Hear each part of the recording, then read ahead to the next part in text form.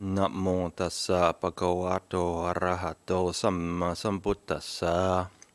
Namo tassa bhagavato arahato samma sambuddhassa. Namo tassa bhagavato arahato samma sambuddhassa. Buddhang dhammang sanghang namassami ito parang sakajang dhammo sota bodhi.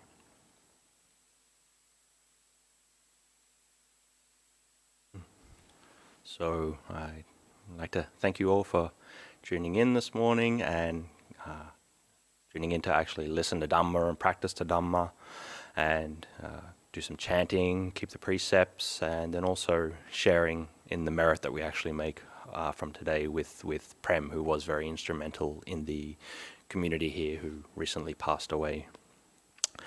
And so, as I mentioned before, I got the call at the 11th hour to give the talk because Ajahn Sādaro couldn't do it.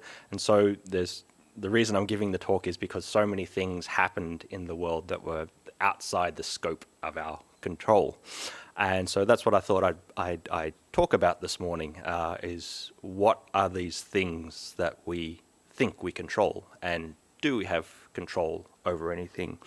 And obviously we have this knowledge that there's bigger things in the world that we feel, that we know that we don't really have that much influence over. But then when we start to look in a bit closer, we start to think, oh, well, there's things that I influence and I have control over. And there's this being that's me that I have control over. But what I want to talk about this morning is that actually all these different layers of analysis is you don't actually really control any of them. You don't have any control over any of it. What you're really actually experiencing is just a constant flux and constant flow of cause and effect, and that the cause and effect that we're experiencing is just a cause that becomes an effect, and the effect then becomes the cause, which then becomes the effect again. So there's this constant cycle where the beginning is the end and the end is the beginning. And what we do is we attach to this constructed process, we attach to this causally dependent process, and we attach to it as a sense of self and a sense of being. But if we can actually understand this causally dependent flow of causes and effects, we can start to disidentify with it and to become a little bit more free from it. And knowing this, that we have no real control over anything, doesn't mean that we just throw our hands up and we don't do anything, that we have to, in a way, act like we have control and sort of nudge that. So before I get into that, so what do I actually mean by we don't control anything? So, obviously most of us can think of the bigger things in our life and in existence that we don't control. You don't control the orbits of the planet. You don't control how our Earth tilts on its axis and moves and spins around. You don't control the weather. You don't control the tides. But then, even from a more human perspective, you don't control the virus outbreaks. You don't control the global economy. You don't control any of these bigger kinds of things. So while we know we don't control these things, we are impacted by them. So we do feel like we have some sort of relation to them. So we feel like we have some kind of interaction there. But if we get a little bit closer in, we start to think of things that are more localized around us, maybe in our own country, where our own government, the particular kind of culture that we're in, the government's response to the COVID pandemic, the government's federal budget, the different aspects of our own society. We realize that these are bigger things that we don't actually really have control over. But again, we're impacted by these, so we do feel like we're connected to them in some way, and we're influenced by them. And in some way, the small things we do influence how these things operate. But then we start to move in a little bit closer again, and we think about our own social circle, our own sphere of social influence. We think about the things of, say, for example, our friends, our family, the kind of job that we have, the particular location that we live in, the society that we live in, the ways that we choose to spend our time, the hobbies that we have, all these things. This is when we get to the a tipping point where we think, okay, we have control over some of these things, but there's other parts of it I don't control. So, say for example, if you have children, you know that you don't actually really control exactly who they become, but you feel like you have some sort of influence over them, and that they can, that you control some aspects of their life. Likewise, with your job or something like that, you feel like, okay, I get up, I go to work, I choose to do this. But then there's other aspects of like, well, I can't just quit my job. I'm bored of my job, I want to quit. I can't just quit. I have to keep going. So there's aspects there that you can't control. But then there's also things like the way that you choose to use your time with hobbies and things like this. We think, okay, this is something that I'm controlling and that I'm impacting and influencing. But really, you don't really control those things either. You can't really control what you're actually interested in. You feel like you choose, but you don't. There's many different things that led you to want to do the particular kinds of things that you do. So and you can't choose your family. You think you choose your friends, but you can't choose how your friends actually respond and react, and the things that they do or that your family say and do. You can't choose any of those things. You can't control any of those things.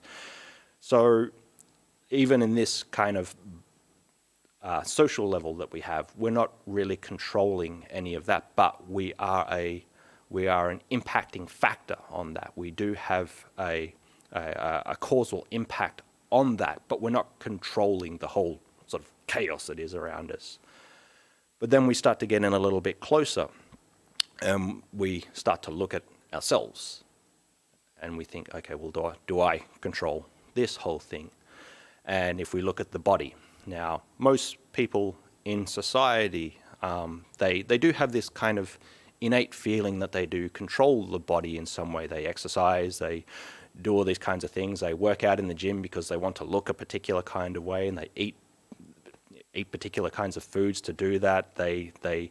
And while maybe at an intellectual level they might realize that they might get sick and age and all these kinds of things, they're detached from it, so they're not really seeing that they are out of control of this thing. But as most Buddhists, most of us have this understanding that the body is not really something that is within our control. The body is something that eventually will get sick. It'll age. It's going through a continually changing process, and eventually it will pass away. So we can see that our body is actually not really something that we control. But and so again, as a Buddhist, you might have an intellectual understanding of that, but you sort of forget it at some times, and you still attach to it. But so we start to look at some deeper things about the body, and to really actually show us that we don't actually control any of this. You can think about things like, automatic responses that you might have, automatic reflexes that you might have, startle responses that you might have. You don't control any of the way that the body is acting in that way. Likewise, things like your breathing, your heartbeat, the way that your liver is functioning and operating. You don't control any of these things. It's just an automatic process that's continually happening. And so again, you can think about this and go, oh, okay, yeah, I get that. I'm not controlling any of that, but I can move my body through space. I can lift my arms and all these kinds of things. So just at the moment, just do that. Just decide to lift your arm in some way, point it in some way, whichever way you want to. Now, while you might think that, okay, I chose to do that, do you really actually know how you did that? Do you know how your arm actually moved through space? Did you choose all the different processes of the motor cortex sending different, firing different responses and sending different signals down your central nervous system that move down all the intricated network of nerves down your arms that controlled all the fine muscle movements in your arms and error corrected in different ways and sent it to your arm to a different point in space? Or did it just sort of happen? Don't know how this process actually, intellectually you know how it works, but you're not really aware of it actually happening. So, you think you're in control of your arm, but if, say, for example, something goes wrong with your motor cortex, then your arm can just randomly move or not move at all. Or if you have some sort of problem with something happens with your spinal cord and you become maybe paraplegic. Doesn't matter how much you will your arm to move, it won't move at that time. So again, the body is something, it's something totally beyond your control. You don't actually control this thing. So when we think about this, we think about this and, okay, well, the body I don't control, but then we have this feeling of this, okay, but who I am as a person, my thoughts, my beliefs, my memories, my values, all these different kinds of things. This has got to be the thing that I control. At least I have to be able to actually control this, or it's just too scary. But again, while you maybe feel like you have control of these things, I'm actually going to suggest that you don't really actually control all these different things. Who you are as an individual is just a compounded process that's happened over time, and you have no choice in how that actually happened. You didn't pick your genetic makeup. I can't change the person that I am. My particular kind of genetic makeup and the particular cognitive capacities that I have, and the memory storehouse and the memory capacities I have, the emotion regulation capacities that I have. I didn't choose any of those things. It's all part of my genetic makeup. My intelligence, I didn't choose any of that. I didn't choose my parents that gave me this genetic makeup. I didn't choose or control any of the long lineage of genetic sequencing that got to the point that made me and gave me these particular kinds of capacities. Who I am right now, it's a complex web of interaction. I didn't choose the society I was born into. I just experienced different things. I have very unique experiences in my life that have sort of made me this person. I didn't control the culture that I was born into. I didn't control the period of time that I was born into and the beliefs in that time. I didn't control any of that. So all these compounding factors that came together to make me who I feel like I am, I didn't control any of that at all. And the process as well, I didn't actually control any of that.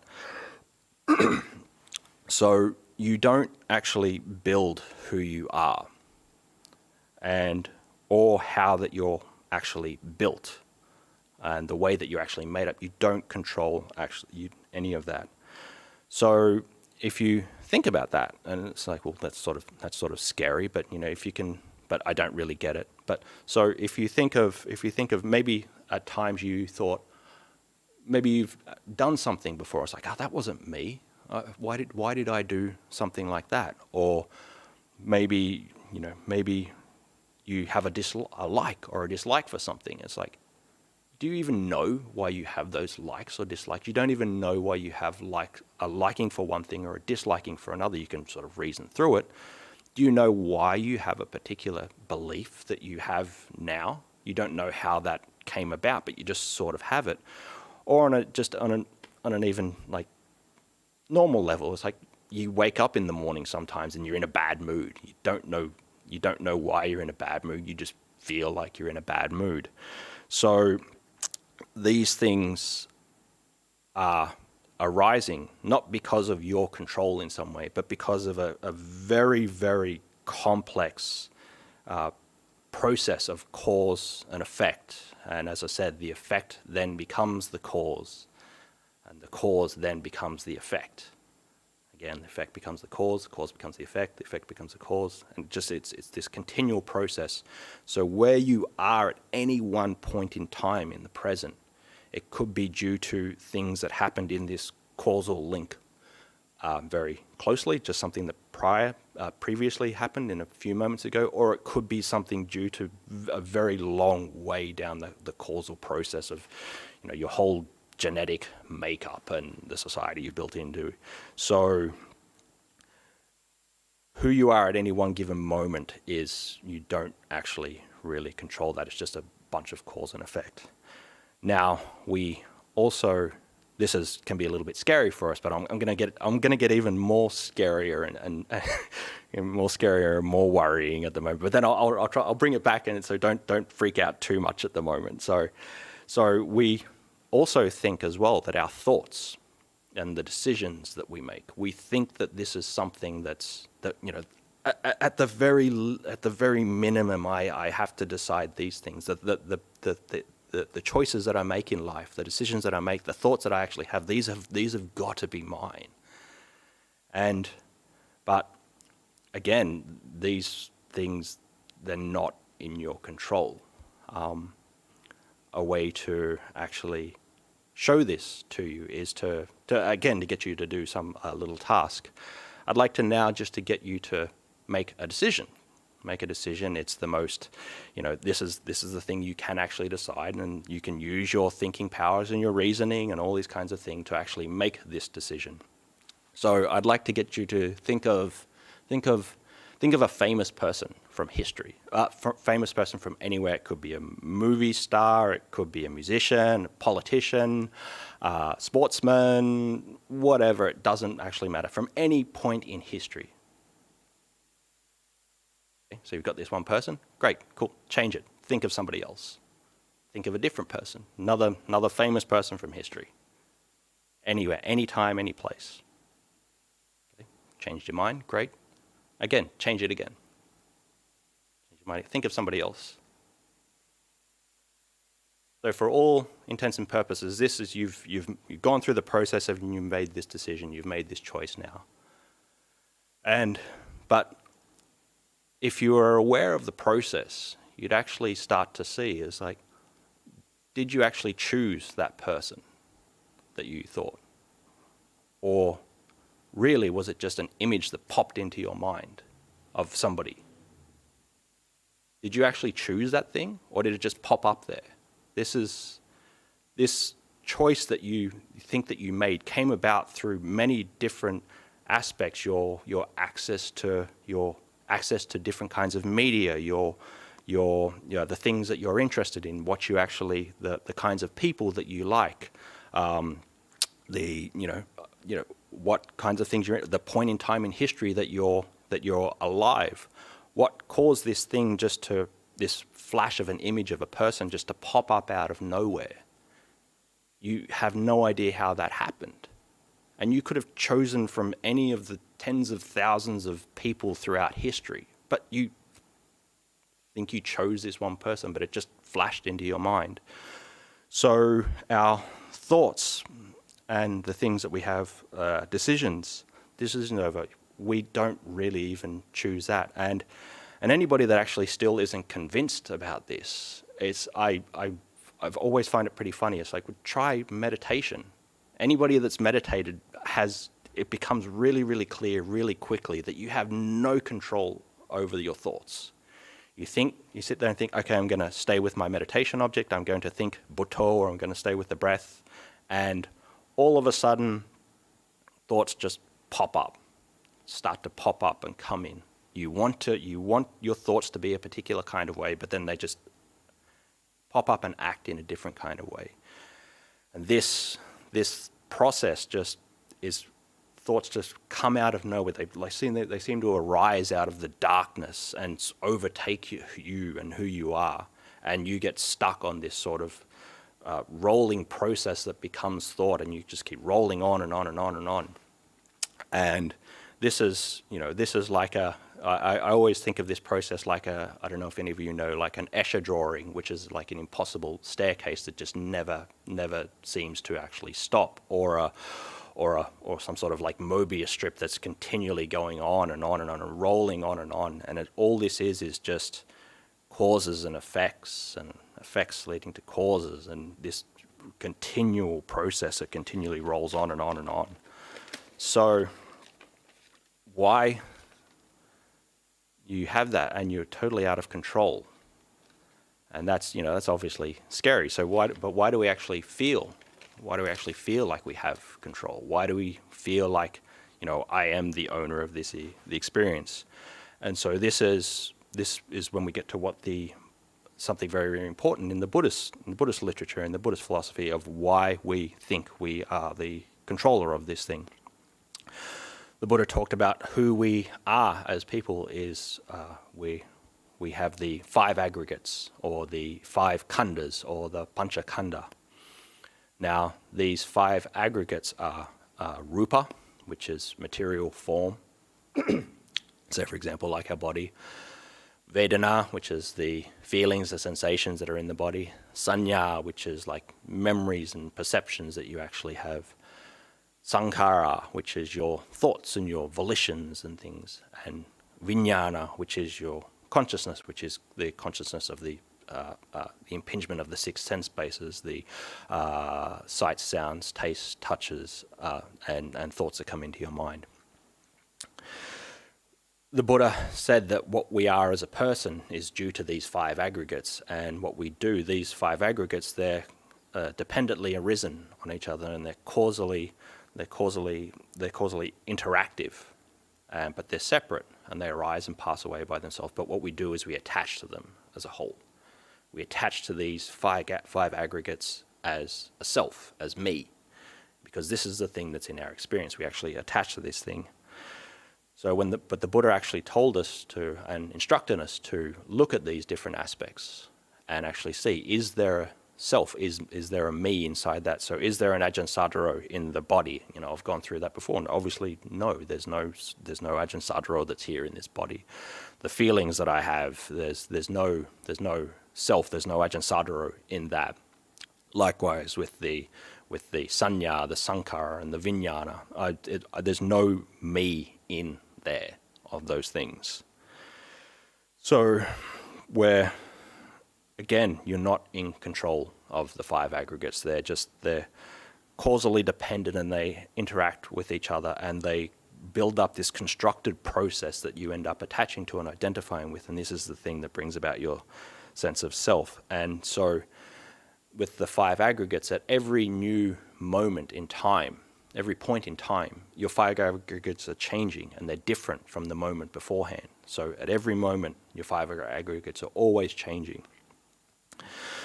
So I've gone through, say, for example, like the body and how that happens with thoughts, but you might think, well, memory, sanya, these things that I remember and these things that I perceive, these are got to be something that's a bit more substantial. Like, memory, I pull this memory out of somewhere, pull the memory of something I saw before, and it comes up again. So, that's how does that actually happen? And so with this, again, this is just something out of your control, and it's not exactly what you think it is. You don't know how you remember things. We have this feeling that, I experience something in the world, and it's like I've taken some kind of video of it or something, and then I, at another point in time, I play that video back again. And memory doesn't work like that. Memory is something that you're always reconstructing again. So say, for example, think of your childhood bedroom. Just watch this process and see how you start to build different things. You might start out with the room, and there's a vague picture of what happens, but then you start to build greater things like your bed and the different toys that were there. And so you're actually, every time you remember something, you're reconstructing it. And so what does that actually have to do with the 5 khandhas? Well, it's not like you have a memory at one point in time and you have this imprint of it, and then you pull it back up again at another point in time. because the five khandhas are always changing, they're in this continual flow, then it's always changing. So the next time you need to recall something, it's not the same as when you actually experienced it.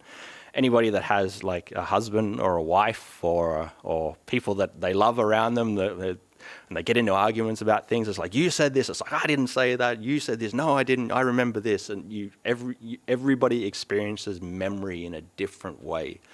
And that is, there's nothing wrong with that, but what it actually shows is the way that your khandhas interact at one period in time is not the same as somebody else's does. So memory is not a solidified and specific thing. So say, for example, to give the example of this as how it actually works, is just say if you have 2 points in time, so time 1, time 2, and now at time 1 you have some sort of experience, and your five khandhas are interacting in the world in one particular way. And just say you're walking through a car park, and you see a red car. You see a red car, and so you think you have this imprint and this memory at this point in time. The memory of this point in time of the red car in the car park. Great. So again, five khandhas always constantly changing and moving and arising and passing away and interacting with each other in different ways. So you've seen that at time 1. Now at time 2, I ask you, did you see a red car? And you think, did I see a red car? Hang on, to try to remember that. And so again, you're not pulling up this memory from time 1. Again, you're trying to, because this memory's gone.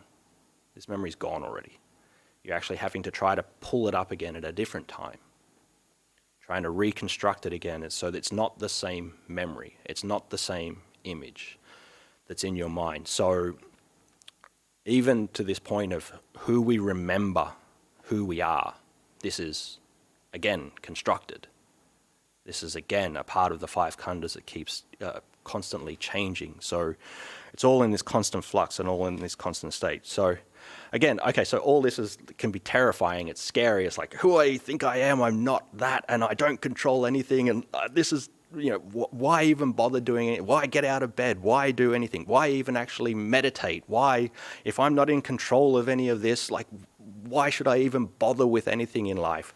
If I'm not in control, I can just go out and do whatever I want because, I'm just a meat puppet moving throughout the world, and I can slap people and it doesn't matter. I have no control over that. And the obvious answer that I'm going to give you here is no, you can't act. You can't act in that way. You can't just not do anything. But you have to realize who you think you are is a causally constructed process. If you can see who you think you are yourself is just this, integrated hub of sensations and perceptions that, that just sort of bind together for a brief moment in time and continually change. If you can see that about yourself, you can actually start to see others in the world as susceptible to that as well. You can see the different situations that are in the world as susceptible to that. Just as you didn't build yourself or choose who you are or control exactly who you are, likewise with everything else in the world. So when you interact with others and somebody maybe does something that you don't like, you can see that this person, they didn't choose who they were. This person might say something mean to you. This person didn't really choose that. You have to act towards others like they have no control. You have to act towards situations like they have no control and have compassion and kindness for them at that time because they're wrapped up in this process. But towards yourself, even though you don't have control, you have to act like you have control. You have to keep sort of, in a way, nudging yourself in the right kind of direction because the reality is most of the time we do feel like we have this. So it's one thing to know it and to realize it, but we have to, and know that we're out of control, but we have to continually keep trying to act like we're in control in some way. Because even though it is this like random chaotic process that's continually happening, it's like you do have an influence.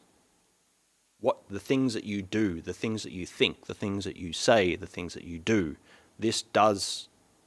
you're an influencing factor on those things around you, and also on yourself. It is an influencing factor. So you actually have to act as if you can change this causal process, and by just gently nudging these things. And so, how do you do that? Well, you obviously know how to do it. You've been doing it your whole life already. You've been doing it already, so just continue to do it. But you just continue to try to nudge yourself in the right direction. But the way I like to explain this and I think about it is something that I really loved when I was a kid. I love those like choose your own adventure stories. I was really, really into them. So anyone that doesn't know, maybe if you didn't grow up in the 80s and the 90s, you don't know what they are. Maybe they still have them, I don't know. But choose your own adventure stories, they're so cool. It's like you read like a page or two and you're on some kind of quest, some kind of adventure. You read a page or two and then it got to the point where you had a choice. You had like A, B, and C, and you could make the choice of where you take the story to next. So say, for example, you're on some sort of quest or something and you get up to a bridge and there's some sort of monster under the bridge. And you get to the end of the page and you can choose either, okay, you're feeling brave, so you try to cross the bridge. Turn to page 15. Or B, you're a little bit worried. You try to find a different way around. Turn to page 17. Or C, I'm worried. You become worried and scared, so you don't want to do this adventure anymore. Go to page 12 or whatever it is. So to make the story happen, you would turn to different pages and choose different pages to turn to. And the pages, all this happened at every point, and every page you turn to actually gives you a different story at the end of it. And so it was so cool. I really, really love those kinds of things. So in a way, although I've talked before, I was like, you don't choose the page that you want to turn to, but in effect, you're still doing it. You're still choosing the page. You're still actually you're acting in some way in the world to choose the page that you turn to make the story the way that you want it to be in that time. Now, obviously, there's prior inclinations and prior probabilities that you will choose a particular kind of things, and the way that you're feeling will interact and change how you choose that story. But this is where something like your awareness and mindfulness and meditation actually allows you to realize that you're not controlling the process, you're not choosing, but you can nudge it in the way that's more wholesome and good and positive, or you can nudge it in the way that's more negative and unwholesome and lead you in a worse direction. This is what we do with our thoughts and our actions and our speech, just like the choose your own adventure story. If you to outline this of how this works with maybe your thoughts, just say you're involved in some sort of process and you have a thought right now of you're involved in this project and there's a problem. Now, the thought that's come up here is causally determined by numerous causes and effects and prior probabilities that you will think this kind of thing at this point in time. But this thought that you have now, this has its own possibilities. Different possibilities of the way it could go. Again, prior probabilities means you might think in one particular way, but if you become aware of this situation, you can see how these different possibilities that it might go off into, where that could lead you. If you think there's a problem with this project now, you might think, possibility A, I don't want to do this sucks, I need to get out of this. That next thought you lead to also has more possibilities. Those possibilities have more possibilities, and those links that you take will take you in a particular kind of way. The second option from this original thought that there's a problem is, okay, there's a problem, but let's find a way to fix that. Again, that thought again has its own numerous possibilities and numerous branching stories out. Or you can think, okay, there's a problem, it's fine, I can fix it. Again, more numerous possibilities.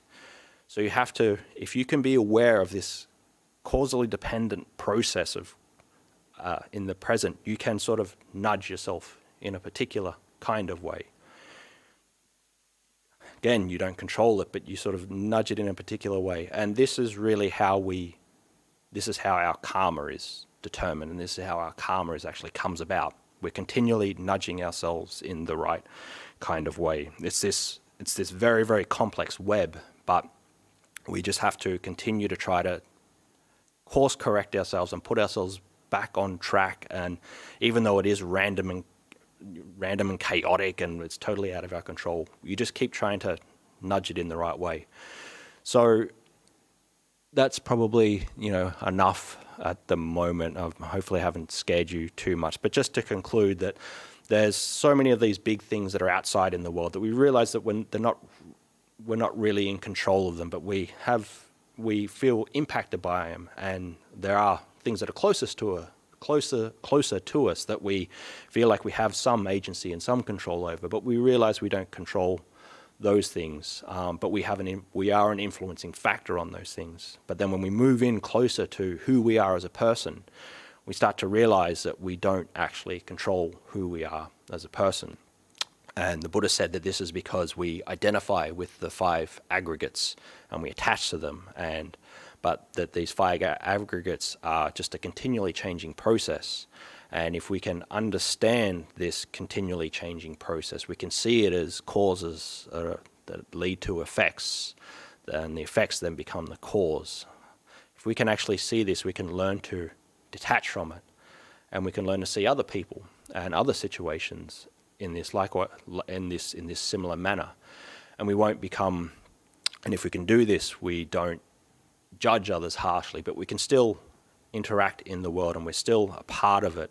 And so we just try to nudge ourselves in the right direction. And if we can continually try to do this and continually try to nudge ourselves in the right direction, then the story that is our lives with its multiple forking paths, we can build the most promising story that we have, the story that we really want, the story that leads us to a higher goal or a higher purpose. We can actually continue to nudge that in that way. So with those multiple forking paths of existence, we'll now throw ourselves over to the randomness of questions and see what happens from here. So thank you. Sadhu, sadhu, sadhu. Thank you very much, Ajahn. I'd like to read one of the comments here that I think is many of us feel. Someone wrote, "Thank you very much for stepping in today and all your efforts to wipe some dust off our eyes. Always appreciate your wonderful teachings, Ajahn. Thank you very much." Very kind words, thank you. Yes, so we have a couple of questions so far. I'm sure some more will come in, especially with today's topic. Yeah. But first of all, a question from South Florida. Can you please, and this actually, I think Alyssa, who wrote the question, must have been tuning in some way to the topic of your talk. She asks, can you please explain the differences in owner and heir in the 5th recollection of mindfulness and death? That is, I am owner and heir of my karma. Heir, like H-E-I-R. Yes. Yeah. Yes. Yeah. So that was the question, yeah? That is it, yeah. So what's the difference between owner and heir of my karma? Well, they are similar. The line is, I am the owner of my karma, heir to my karma, born of my karma, related to my karma, abide supported by my karma. Whatever karma I shall do, for good or for ill, for that I will be the heir. So what this actually means is what I was talking about. Even though, this thing that you experience is not a self, what is being experienced in the present moment is causally dependent on all those different things that came before it, all those different factors that I went through before. This organism that is experiencing this thing right now is heir to this karma that came before. This organism that is here now, this collection of the 5 aggregates, it is the owner of that karma. It's the heir to that karma. There's all this stuff that came before it. So say for example, my body when I was a child became, interested in playing drums and things like that. So now the karma that I have now is every time I hear music, it's like, oh, that's the kind of beat it is, and I could play this and all these things. Also the what I can understand, what the things I can read. If I read a book on astrophysics, it's like I don't get this. It's like, and that's the karma that I have because of the genetic makeup that I have, the particular kind of intelligence that I have that has got me to this point, that where I can or cannot understand an astrophysics book. So this is how this organism, this set of 5 khandhas in the present moment, is the owner and the heir to that karma, that all those things that have come before it. And again, it is a very, very long and complex and intertwined process. The whole history of human civilization has got you to this point of who you are now. It's so interrelated and so interdependent that has got you to this point now, that who you are at this point, this 5 aggregates, it's dependent on all that, and so you're the owner of that. I can't transpose my karma, as I said before, say for example, my intelligence or my aptitude for drumming and rhythm. I can't translate that onto you. I can't give that to you. I can't give you those things. So you are not the owner or the heir of my karma. So I can't give those things to you. So, but you have your own particular kind of karma that has been built up, that is a causally related process that you are just now find yourself in this point of. So I can't give mine to you, you can't give yours to me. So that is how we're the owners of our karma, we are the heirs of our karma, we abide supported by our karma and related to our karma. Hopefully that answers the question. Thank you, Ajahn. Someone's got a follow-up question to a previous talk you gave. Okay, yeah. Yes. So Richard asks, from the previous talk you gave, I understood that to release boredom, one had to endure that unpleasant sensation. I find that it is the same recipe to overcome sensual desire and rage. So, does it also work for the other 2 hindrances of the mind, which are doubt and remorse? Enduring these unpleasant sensations while sitting alone, is this the recipe to overcome all the 5 hindrances? Yeah, like there's a overcoming anything that gives rise to this negative, particular kind of negative state that we may have at any one moment. This is, yes, you have to do the same. It is following the same process where you have to be willing to undergo those negative, like the doubts and things like that. You have to be willing to actually experience this thing and to be able to let it go and just to ride it out. Now, again, though, that doesn't mean it's just this totally passive process where you're just, okay, I just ride this thing out and I don't do anything about it at all. You have to be willing to face it and experience it. And yes, ride it out and not react to it. But also that is one aspect of it, one part of it. So it's the same with boredom, same with all these other things. But there is the other aspect to it as well. One has to try to, as I said before, to nudge yourself in a particular kind of way. If you're continually experiencing restlessness and doubt and worry, you have to see that, oh, this is what's continually arising. I have to be able to abide with it, but try to nudge it in a particular way. We have to. There's a fine line between not putting in effort, doing things effortlessly, and just being observant and being aware of it, but then also to actually put in some kind of effort to overcome these things. So you are you are developing the same kind of skill as boredom. You are developing the same kind of skill to overcome boredom as you are with the rest of the 5 hindrances.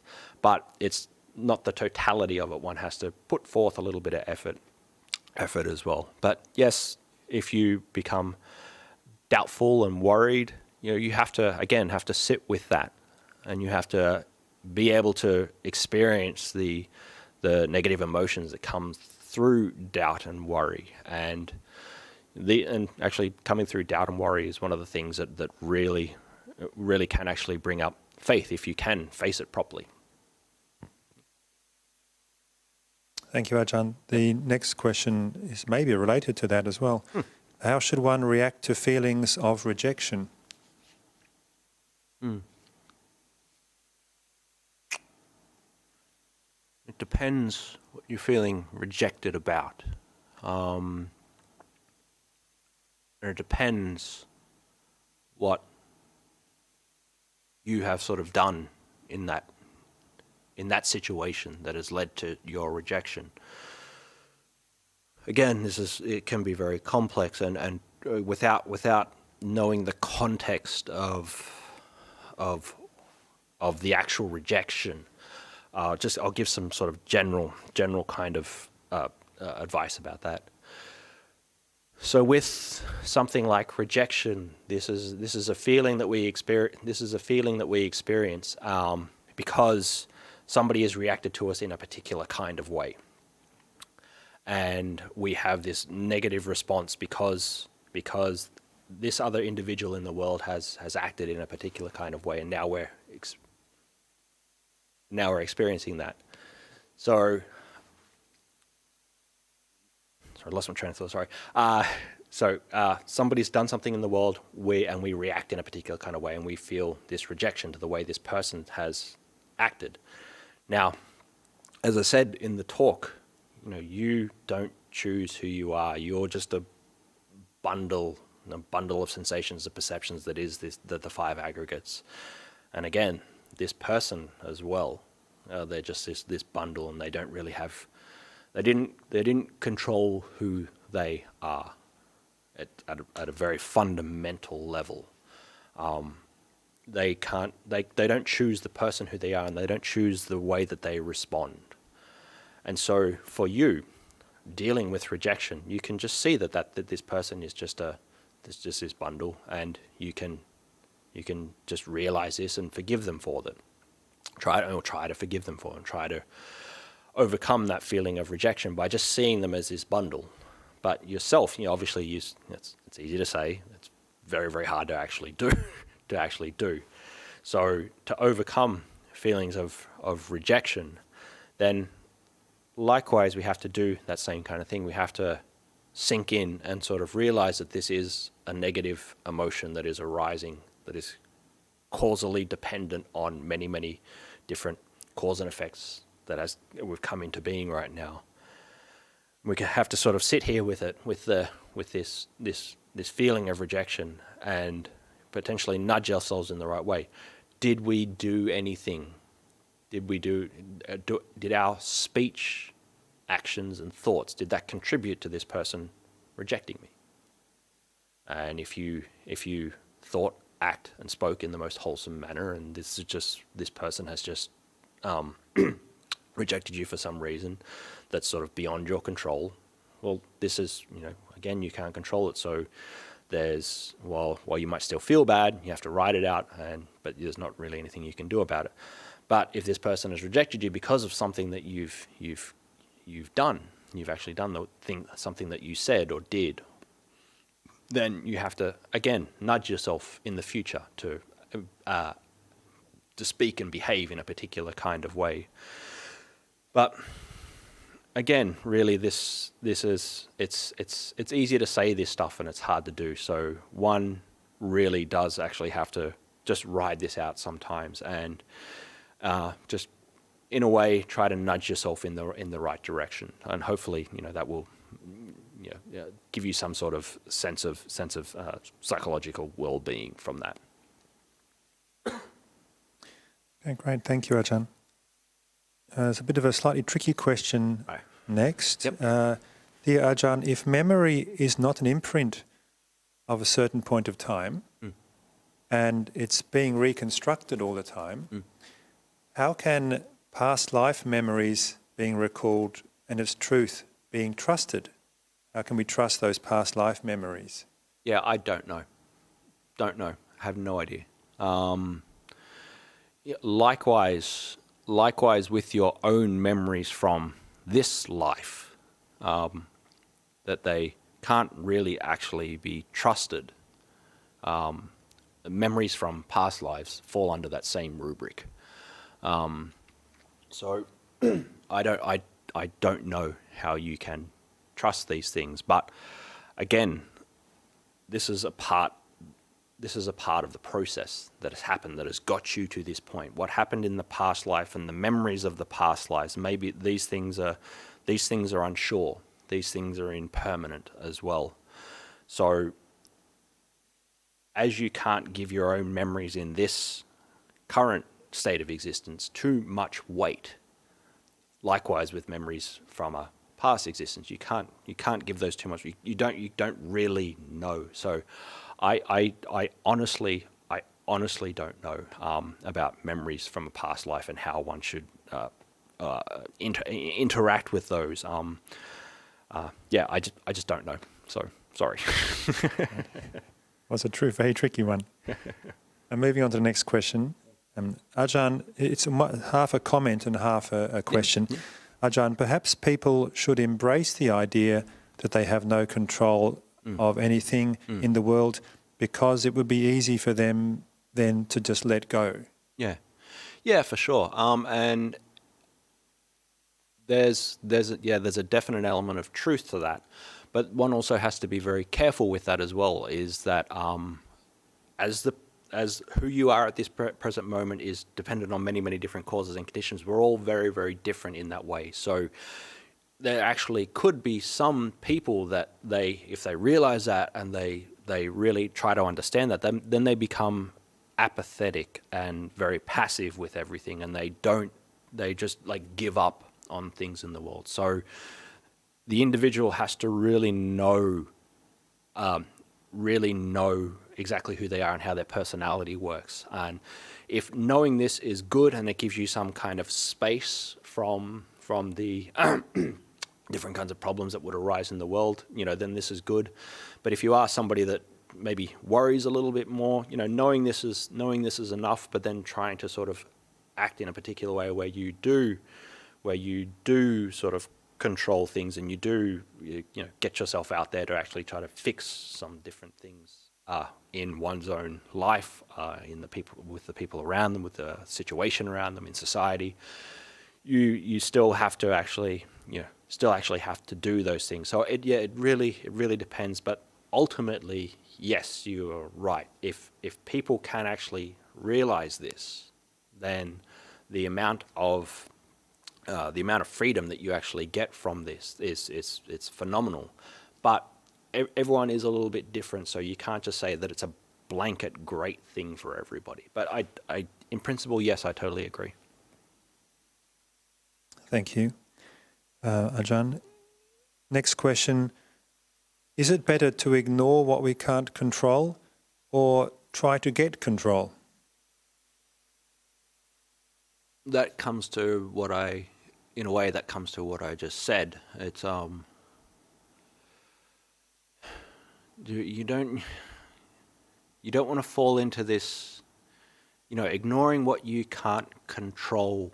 You don't want to get to the point where it just becomes this like knee-jerk reaction to everything. It's like, can't control it, so I don't care. Can't control it, so I don't care. Can't control it, so I don't do anything. As I said, you have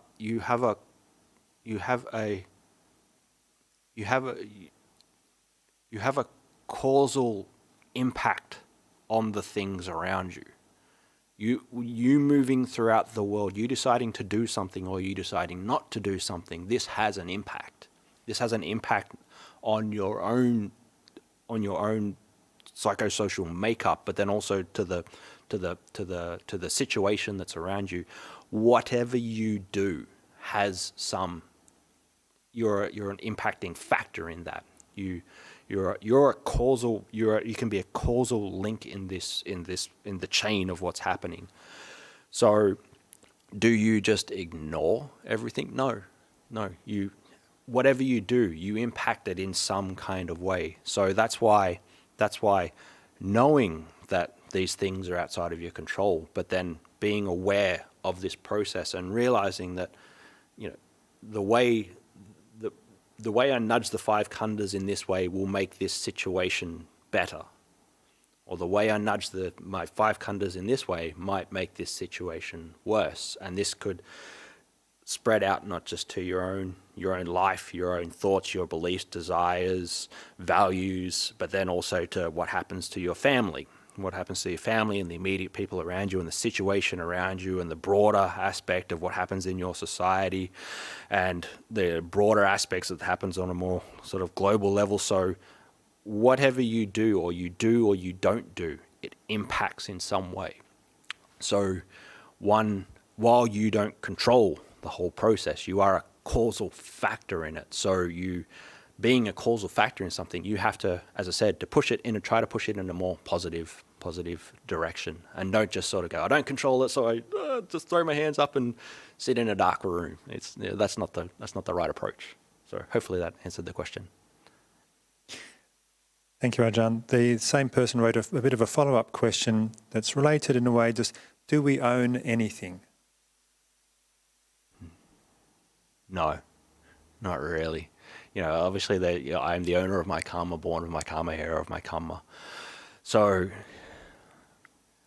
own is probably maybe a strong word here, but you have a relation to things, and you're related to it in some way, but you don't ever actually own this thing, and it's never like a solidified thing that will always be yours and is ever and unchanging. It's not like that. It's you're interacting with things at any one particular point, but you don't own this thing. You don't control this thing.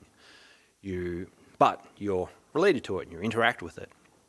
So, do you own anything? It depends what you mean by own. If you mean I own this cup, this is my cup, and I don't own this thing. It's just a combination of material elements that have come together at this point in time that has sort of constructed itself in this particular kind of form and manner, and now it serves the purpose of being a cup, and at some point in time it will sort of disintegrate and break away, and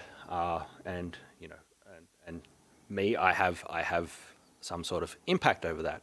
I can put this cup down gently, I can put it down and save it for another day, or I can throw it at the wall and smash it, and it is not a cup anymore.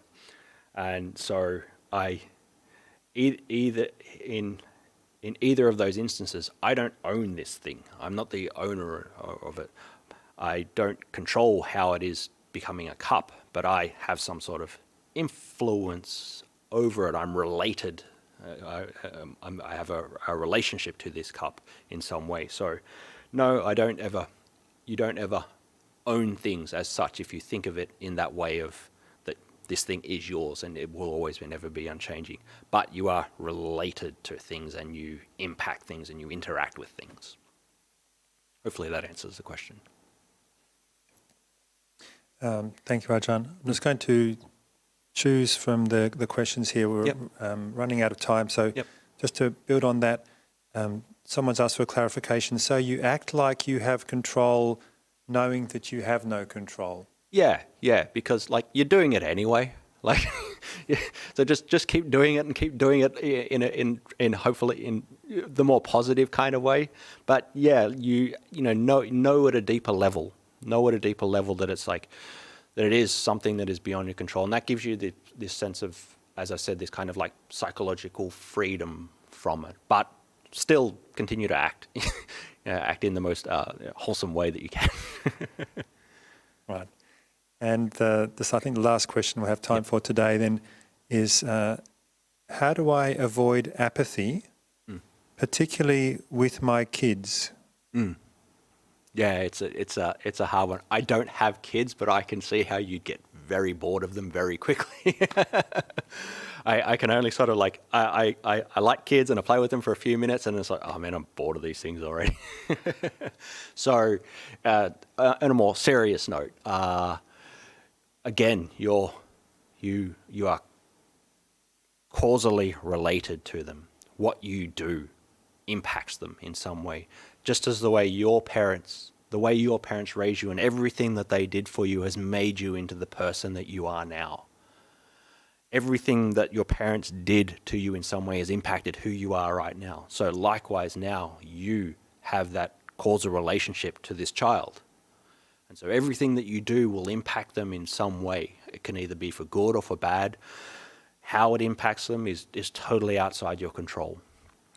But you have to be trying to be an influencing factor in this kind of way in the most positive way that you actually can.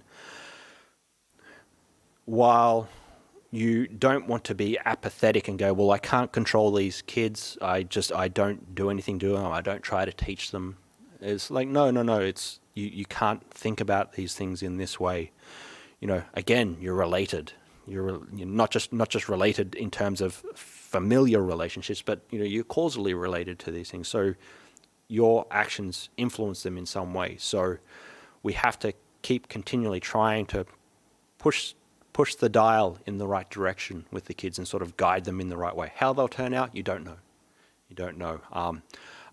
Will they behave themselves? Will they stop like jumping all over the furniture and all these kinds of things? You don't know, but you continue to keep trying with them.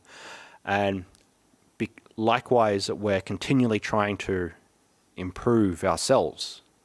You're continually trying to work on yourself and trying to make your own life better and make yourself more happy and trying to move yourself closer and closer towards liberation or enlightenment. You're continually trying to improve in that way. You're continually nudging yourself in that way. You also have a responsibility to those that are around you to actually do that as well. So even though it can be tiring, it can be